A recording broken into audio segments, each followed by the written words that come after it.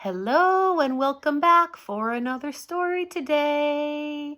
Of course, I had to begin our story time with another poem, and I found another funny one also by Shel Silverstein, illustrations and poetry.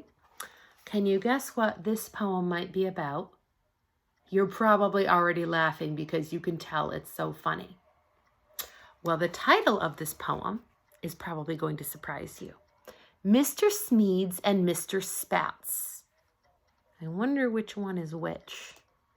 Mr. Spats had 21 hats, and none of them were the same. And Mr. Smeeds had 21 heads, and only one hat to his name. Now when Mr. Smeeds met Mr. Spats, they talked of the buying and selling of hats. And Mr. Spats bought Mr. Smeeds' hat. Did you ever hear anything crazier than that? Did you think that Mr. Spats would sell his hats to Mr. Smeeds? That's what I thought too, but I guess that's not what happened. Someone really loves hats. Well, our book today has a special dedication. It is dedicated to Miss Laura and all the children in the Discovery Room and all of our other rooms who enjoy hedgehogs. We love hedgehogs in the Discovery Room. And so this book is Hedgie's Surprise, written and illustrated by Jan Brett. I love Jan Brett. She's written and illustrated many lovely, lovely stories. I'm going to turn this a little bit so we can see better. Ha, perfect.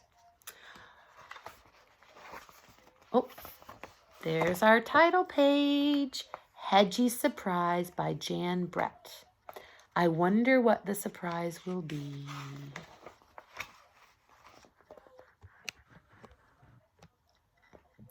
Once there was a speckled hen who laid an egg every day, only to have it taken by a little tomten every morning. It all started because the tomten got tired of porridge for breakfast. Oh, the poor little hen. Each morning, the rooster crowed as the sun came up, and Henny knew the tomten was on his way. So did the little hedgehog who lived nearby. Do you spot the tomten going in to see the egg? Oh, there he is peeking his head right through the red hen house.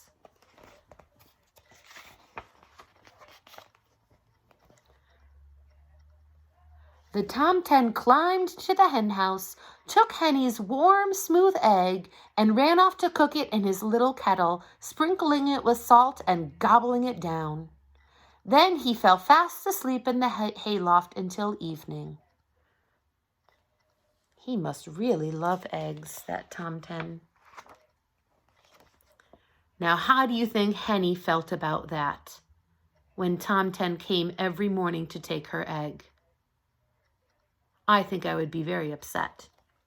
Henny didn't like the tomten taking her eggs, but she put up with it until one morning when she saw Goosey Goosey. Goosey Goosey sail forth, smiling and bowing, with a stream of piping goslings following her. Who do you think the goslings are? That's right, the goslings are the name for the little babies, the baby geese that follow her. Maybe this will give Henny an idea. Oh my, Henny clucked. Where did all of these little ones come from? My eggs are hatching, crooned Goosey Goosey. Here comes the last one now. Well, from that moment on, Henny wanted a brood of peeping chicks of her own. But how could she stop the tomten from taking her eggs? She has got to think of a great trick and be very clever. Let's think of what she does. What could she do? The next morning, when the tomten poked his head in, Henny tried. She clucked loudly and pecked. She flew at him, but nothing stopped that hungry tomten from taking her egg again. Oh, poor Henny. What a sneaky tomten that is. What would you do if the tomten tried to take your egg and you were Henny? No eggs, no chicks, no peeping babies. Henny wailed so loudly that she woke up the little hedgehog. Her tears poured down on top of him. Puffa, puffa, stick, stick, Hedgie went as he crawled out to talk to her. Poor Henny. I've been watching the tomten take your eggs. I'll help you trick him into stopping. Oh, I love a trickster. Yes, Hedgie's going to be tricky, tricky, tricky. Have to be smart to be tricky. How will we trick him first? The next morning when the rooster crowed, there was the tomten. Henny, have you got a little yummy for my nearly empty tummy?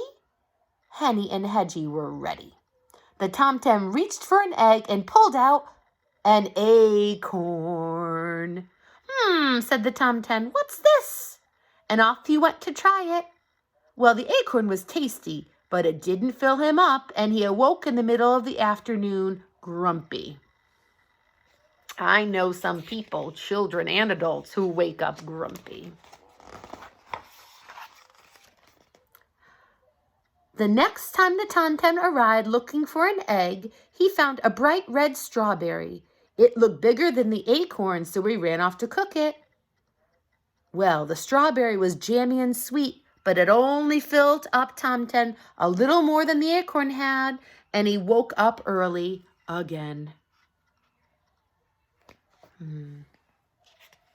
What do you think they'll give him next time? They've given him an acorn and a strawberry. What would fill him up more? The sun had just come up when the tomten was at the henhouse again. His stomach was roaring with hunger. Pushing Henny aside, he grabbed for an egg, only to find a delicious-smelling mushroom. He raced off to cook it, and as scrumptious as it was, he woke up with his little tummy growling for more. Let's see. So the mushroom, even though it was scrumptious, and scrumptious means really, really tasty, was still not enough. There has to be another trick. Cock-a-doodle-doo! The tomten rushed in even before the rooster finished crowing. Henny, you have got something for my hollow tummy. You have got to give me something to eat. This time he found a smooth, round potato, even bigger than an egg. He cooked it quickly and swallowed it down and went back to his hayloft. He woke up at sunset only half full. The tomten had had enough. Henny, he shouted, tomorrow I want an egg for breakfast and nothing else. If I don't find one, I'll eat you up instead. Uh-oh. Look at Henny's expression. It looks to me like she's feeling frightened. I wonder if there's another trick she can think up. Henny was scared. Oh, she was frightened. The tomten had been tricked by an acorn, a strawberry, a mushroom, and a potato. How could they fool him again? Don't you worry, Henny, Hedgie told her. Now it is time for my surprise. And he whispered his idea in her little ear. All night Henny waited on her nest and Hedgie on his. As soon as it began to get light, Hedgie gently covered his nest with straw and got ready for the surprise. What do you think the surprise will be? There's a hint in the illustrations here.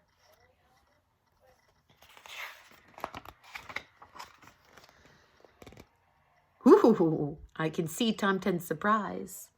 Henny and Hedgie could hear that tomten's stomach was rumbling like thunder a mile away. He burst into the henhouse, pushed Henny aside, and grabbed... Ow! He howled, ow, ow! Puffa, puffa, stick, stick. He had clutched Hedgie all closed up in a tight, round ball of needle-sharp prickles. Oh, Hedgie, you are a terrific trickster. Look at how Tom 10 is feeling, holding that prickly sharp ball.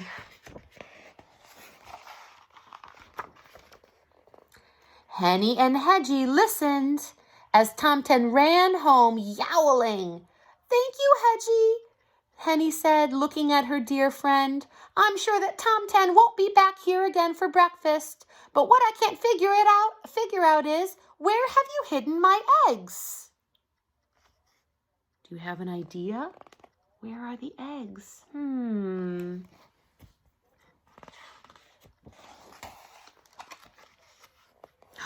Oh. Just then Henny heard a little peep, then another, coming from Hedgie's nest.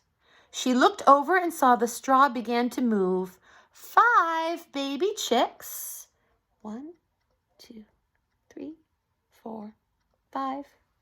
Peeped out of their shells and fluffed up their down.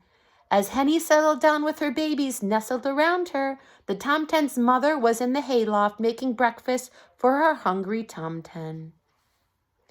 The end. Oh, wait, there's more. "Hedgie, Hedgie, Hedgie, you're full of surprises," cried Henny, as she let her baby chicks out into the sunshine. But the little Tom 10 didn't hear a word. He was sound asleep, his tummy full of tasty porridge.